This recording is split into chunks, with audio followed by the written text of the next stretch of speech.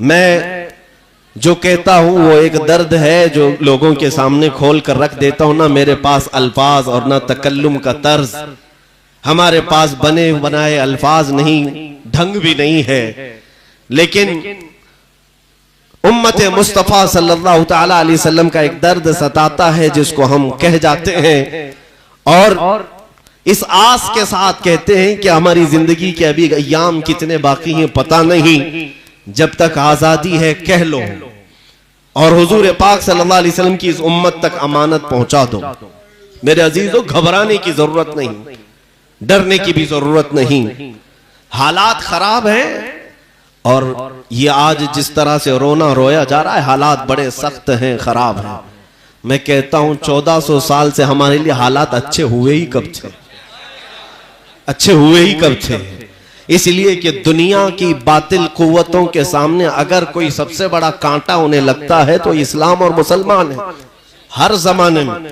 यह और बात है कि बाज औकात ऐसे आए कि शौकत इस्लाम का इजहार भरपूर तरीके से हुआ, हुकूमतें आई, तख्तो ताज आए और सियासत हुई, लोगों के ऊपर हुक्मरानी हुई। ये चंद दौर ऐसे भी आए, लेकिन हर जमाने में बातिल कुव्वतों के लिए इस्लाम खटकता ही रहा। इसीलिए इकबाल ने कहा था, सतीजा कार रहा है अजल से ता इमरोज, शरारे बुलहबी से चिरागे मुस्तफवी। पहले दिन से लेकर आज तक ये हमा हमी, ये लुका छुपी चलती रही है। रोज अव्वल से ही इस्लाम के साथ जिस तरह का ये दुगला सलूक करते हैं वो चला आ रहा है। आप अभी सुन रहे थे कि हम जान दे देंगे लेकिन हुजूर पाक सल्लल्लाहु अलैहि वसल्लम के नाम पर समझौता नहीं करेंगे। साथ ही मैं नकीब इजलास से कहता हूं, जरा एहतियात के दायरे में आप लोगों से मुखातिब हों। यकीनन आज आपके ऊपर जिस तरह से नजर हुकूमत और उसके कारिंदे जमाए हुए हैं, ये कोई ताज्जुब की बात नहीं है। मुसलसल उलमा के पीछे टीमें लगाई गई हैं कि ये आतंक को बढ़ा रहे हैं, ये भड़का रहे हैं, वर्गला रहे हैं। इनको तलवार से डर लगता है, जबकि आप तलवारों का जिक्र कर रहे हैं। आपने कहा कि समझौता नहीं होगा, तलवार उठ जाएगी। मैं कहता हूं तलवार बहुत दूर की चीज है, तलवार बहुत दूर की चीज है।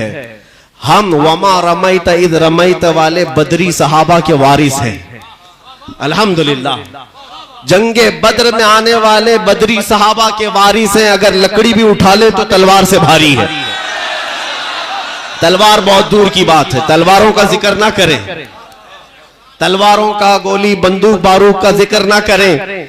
ये मुस्तफा करीम सल्लल्लाहु अलैहि वसल्लम के वो सच्चे आशिक हैं कि ये कंकरियां उठा ले तो रब तबारक व तआला उनमें भी वो ताकत अता करेगा जो इनके मिसाइलों में नहीं है। ये हमारा ईमान और तवक्कुल जो है वो अल्लाह की जात से है, या असबाब पर नहीं। खालिक असबाब पर भरोसा करो ए मुसलमानों, और फिर बेदारी तुम ला करके तो दिखाओ। इसीलिए उनका एक शेर था नकीब इजलास का, बड़ा अच्छा लगा। उन्होंने ये कहा कि नूरे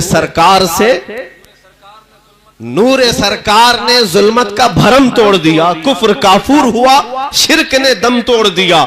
सच कहा आपने। इसी को इकबाल ने 100 साल पहले कहा था, 100 साल पहले कहा था कि कुफ्र दम तोड़ देगा टूटी हुई शमशीर के साथ। कुफ्र दम तोड़ देगा टूटी हुई शमशीर के साथ, गर तुम निकला जाओ एक बार नारे तकबीर के साथ।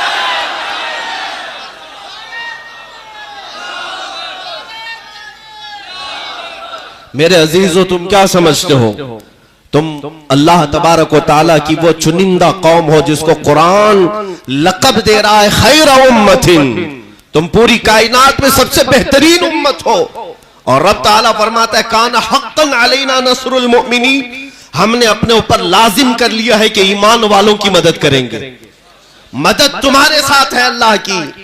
और रसूल करीम सल्लल्लाहु तआला अलैहि वसल्लम जब गारे सौर में थे, कुफ्फारे मक्का ढूंढते ढूंढते गारे सौर तक पहुंच गए। हिजरत का वाकया मालूम होगा जब हुजूर पाक सल्लल्लाहु अलैहि वसल्लम सिद्दीक़ अकबर के साथ तन्हा है और 100 से ज्यादा कुफ्फार मुशरिकीन हुजूर का पीछा करते हुए वहां तक पहुंच गए। जब गारे सौर के करीब उनके कदमों की आहट आई तो सैयदना अबू बकर सिद्दीक रज़ी अल्लाह ताला अन्हु घबराने लगे। मेरे मुस्तफ़ा करीम सल्लल्लाहु अलैहि वसल्लम ने एक जुमला फरमाया था, उस जुमले को कुरान में भी अल्लाह ने बयान फरमाया। अबू बकर सिद्दीक के सीने पर हाथ रखकर अल्लाह के रसूल ने यूं कहा, ला तहज़न इन्नल्लाह माना। अबू बकर घबरा मत, अल्लाह हमारे साथ है, अल्लाह हमारे साथ है।